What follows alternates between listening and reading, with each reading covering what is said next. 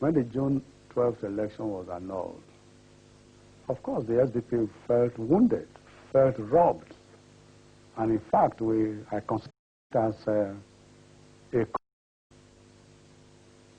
this time not against a government being, but a government in anticipation. So we were not happy because we were robbed of victory, because we were sure we won that election. And it was the freest and fairest election ever held in this country. I hope that these evidence will be made public. And I think the good thing is, maybe at the time, if we made it public, somebody is going to wake up one morning and say, we just concocted the whole. But I think some people, the Nigerians, are going to look at it. And when eventually sanity prevails, somebody will say, now, wait a minute, I think there is truth in here, there. And I think eventually, I do believe the public will get to know. Only country that you and I... Babangida now announced new elections in time for the handover on August 27th. NEC will be reorganized. New candidates will emerge by the end of July. Those who run in 1992's annulled primaries will be allowed back to compete on certain conditions.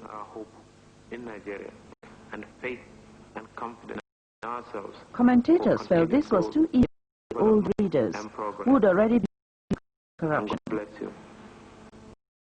Famous phrases about the first election, so the people with the requisite experience, people with the knowledge of how to are no longer been sidelined, and now the level have also been sidelined. So this is a deliberate effort by the military to perpetuate itself.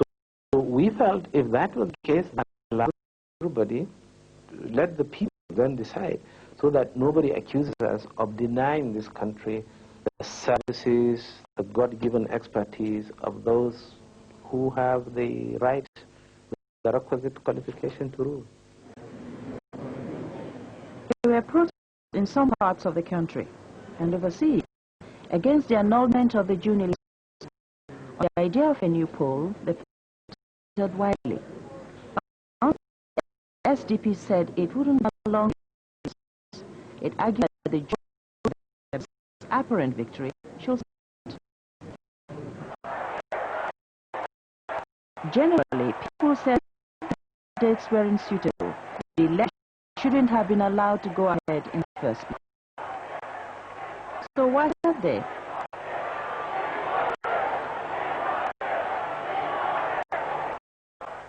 What actually happened, I said it on my speech, because the apparent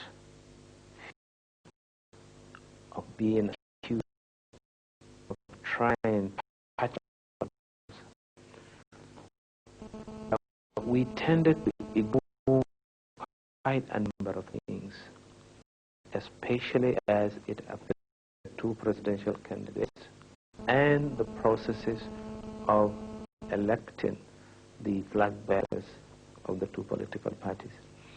We were conscious of the fact that if we should come out to, say, cancel another primaries, we knew the world is going to say, no, we don't want to go. They don't stay.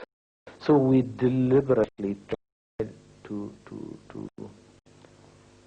overlook, if I may so say so, some of the malpractices.